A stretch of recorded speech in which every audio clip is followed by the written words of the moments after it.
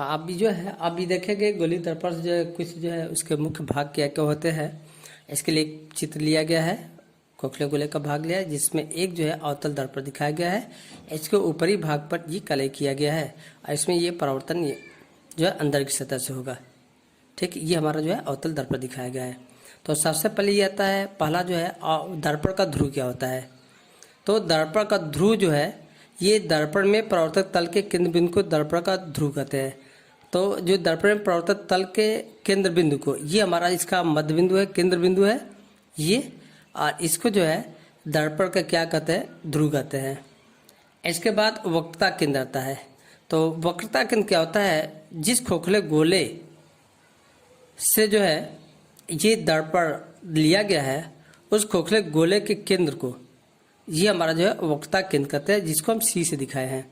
ये हमारा खोखला गोला है, कटा हुआ तो भाग तो इतना ही है, लेकिन जिस खोखले गोले का जो केंद्र होता है वही हमारा जो है दर्पण का क्या होता है, केंद्र होता है। तो इसको हम जो है वक्रता केंद्र कहते हैं। इसके बाद वक्रता त्रिज्या। तो वक्रता त्रिज्या हमारा क्या होता है, तीसरा है वक्रता त्रिज्या। तो वक्रता त्रिज्या होता है खोखले का जो भाग होता है उस खोखले की जो त्रिज्या होगा वो हमारा जो है दर्पण की वक्रता त्रिज्या कहलाती है। जैसे ये हमारा जो है खोखला गोला है, इसका जो त्रिज्या हमारा क्या है, सीएम है, या ये भी क्या है सीपी है। ये सब हमारा क्या है, त्रिज्या है, खोखले गोले की त्रिज्या है। और यही जो है दर्पण का क्या कहलाता है, वक्रता त्रिज्या कहलाती है। इसके बाद मुख्य अक्ष है। तो मुख्य अक्ष हमारा जो है ये दर्पण के वक्रता केंद्र, दर्पण के वक्रता केंद्र तथा ध्रुव को मिलाने वाली रेखा को जो है दर्पण का जो है मुख्य अक्ष कहते हैं। तो ये वक्रता केंद्र है, ये दर्पण का ध्रुव है। केंद्र को ध्रुव से मिलाने वाली रेखा जो है ये हमारा क्या कहलाता है, मुख्य अक्ष कहलाता है। और तीसरा जो है अभिलंब है। तो गोली दर्पण के किसी बिंदु को वक्रता केंद्र से मिलाने वाली रेखा उस बिंदु पर अभिलंब होती है। अर्थात ये कहेंगे कि ये हमारा जो है अवतल दर्पण का किसी भी बिंदु को इस वक्रता केंद्र से जो मिलाने वाली रेखा होगा ये हमारा क्या कहलाएगा, ये हमारा अभिलंब कहलाता है। जैसे हमारा सीपी, सीएम, ये सब क्या होगा, अभिलंब होगा। यानी वक्रता ये अवतल दर्पण के किसी बिंदु को वक्रता केंद्र से जो मिलाती है रेखा, मिलाने वाली रेखा, ये हमारा अभिलंब कहलाती है। उदाहरण के लिए सीपी और सीएम या और भी कोई भी और भी मिला देते, जितनी भी रेखा मिलाएंगे इस जो है हमारा तल से, तो वो सभी हमारे क्या होगा, ये अभिलंब कहलाएगा। अब आता है दर्पण का द्वारक। तो ये है दर्पण के परावर्तक तल के व्यास को, ये है दर्पण के परावर्तक तल, यहाँ से यहाँ तक परावर्तक तल के ये व्यास को ये हमारा दर्पण का द्वारक कहते हैं। ये है परावर्तक तल का व्यास जो होगा, जैसे ये हमारा यहाँ से यहाँ तक दर्पण है, यानी यम और पी और यम डैश, ये हमारा जो है ये दर्पण है, अवतल दर्पण है। इसका ये हमारा व्यास कहलाता है। तो अवतल परावर्तक तल का जो है यहाँ से यहाँ तक ही परावर्तित होती है, तो यही परावर्तक तल का जो व्यास होगा ये हमारा जो है दर्पण का जो है द्वारक कहलाता है। यानी यम यम डैश क्या होगा, दर्पण का द्वारक होगा। ये हमारा यम यम डैश ये है दर्पण का द्वारक होगा। इसके बाद फोकस अथवा मुख्य फोकस है। तो इसका ये परिभाषा है, अवतल दर्पण का फोकस वास्तविक तथा उत्तल दर्पण का फोकस आभासी होता है। इसका ये कारण है कि जो अवतल दर्पण जो प्रतिबिंब बनता है वो सामने बनता है। ठीक है, ये जो है यहाँ से जब प्रकाश चलती है, जैसे जितने भी, और इसमें होता क्या है कि जितने भी प्रकाश किरण चलेगी वो जो है मुख्य अक्ष के समानांतर चलती है। और समानांतर चलने के बाद जो है वो क्या होता है कि ये जो है फिर एक बिंदु से आती है या आती प्रतीत होती, दोनों चीज होता है। इसमें आती प्रतीत होता है, इसमें आती है। तो जहाँ से जैसे प्रकाश किरण चला इसके समानांतर ये किरण, तो यहाँ से ये गुजरा ये वापस हुआ, परावर्तित हुआ। ये जैसे किरण है तो यहाँ से ये परावर्तित होगा। जितने भी किरणें चलेगी इसके समानांतर और सभी एक ही बिंदु पर परावर्तित होकर के आके मिलती है। तो जहाँ से ये और यहाँ पे मिल गया, ये परावर्तित होकर यहाँ मिल गया, फिर यहाँ से ये प्रकाश किरण चला इस तल से परावर्तित होकर यहाँ पे मिल गया, ये भी प्रकाश किरण चल के यहाँ से यहाँ तक परावर्तित होगा। तो जिस बिंदु पर जो है ये आकर के मिलती है वो हमारा जो है मुख्य फोकस कहलाता है। तो ये हमारा जो है मुख्य फोकस होगा।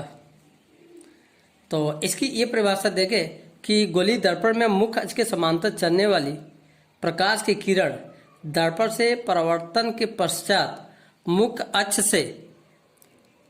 अक्ष के एक निश्चित बिंदु पर या तो वास्तव में मिलती है या तो मिलती हुई प्रतीत होती है। जैसे यहाँ पर मिलती है या मिलती हुई प्रतीत होती है। तो ये हमारा कहलाता है मुख्य फोकस कहलाता है। अब चलते हैं फोकस दूरी क्या होता है। तो फोकस दूरी होता है ये हमारा गोलीय दर्पण के ध्रुव तथा मुख्य फोकस के बीच की दूरी, ये हमारा फोकस दूरी कहलाता है। ये ध्रुव है, ये फोकस है, मुख्य फोकस है। इन दोनों के बीच की दूरी हमारा क्या कहलाता है? फोकस दूरी कहलाता है, जिसको हम पीएफ से दिखाए हैं। ये हमारा पीएफ जो है ये हमारा क्या होगा? फोकस दूरी होगा। इसको हम जो है स्मॉल एफ से नोट करते हैं। मुख्य फोकस दूरी को एफ से लिखा जाता है। अब आता है गोलीय दर्पण की वक्रता त्रिज्या और फोकस दूरी में क्या संबंध होता है। वक्रता त्रिज्या, जैसे ये कहा गया ना, ये वक्रता त्रिज्या है, यहाँ से यहाँ तक की दूरी ये क्या कहलाएगा? वक्रता त्रिज्या। ये भी दूरी क्या कहलाएगा? वक्रता त्रिज्या होगा। और ये हमारा एफ पी, ये भी वक्रता त्रिज्या होगा। यहाँ से यहाँ तक दूरी वक्रता त्रिज्या होगा, ये दूरी वक्रता त्रिज्या होगा। तो ये हमारा वक्रता त्रिज्या कहलाती है। और इसके बाद जो है वक्रता त्रिज्या फोकस दूरी, तो ये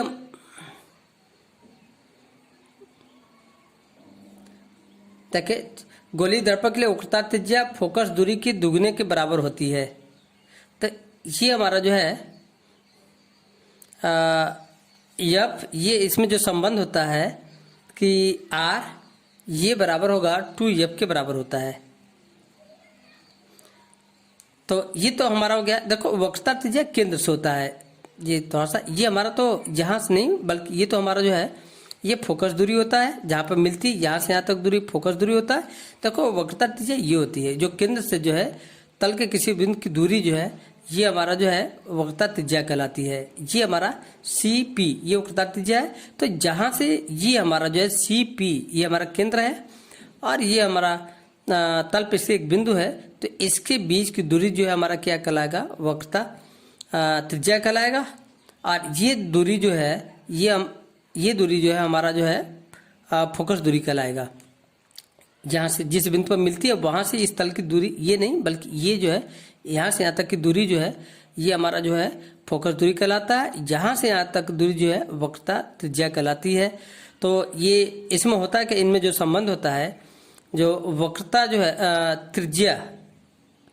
वक्रता त्रिज्या जो है फोकस दूरी के दुगने के बराबर होता है। यानी यहाँ से यहाँ तक की दूरी यदि r है, जिसको हम दिखाया भी गया है यहाँ से, जैसे CP r है तो CP ये हमारा r है, ये वक्रता त्रिज्या है। और FP ये हमारा क्या है? फोकस दूरी है। तो देखेंगे ये इसमें जो संबंध होता है वक्रता त्रिज्या जो है इसके दुगने के बराबर होता है, ये दूरी के दुगने के बराबर होता है।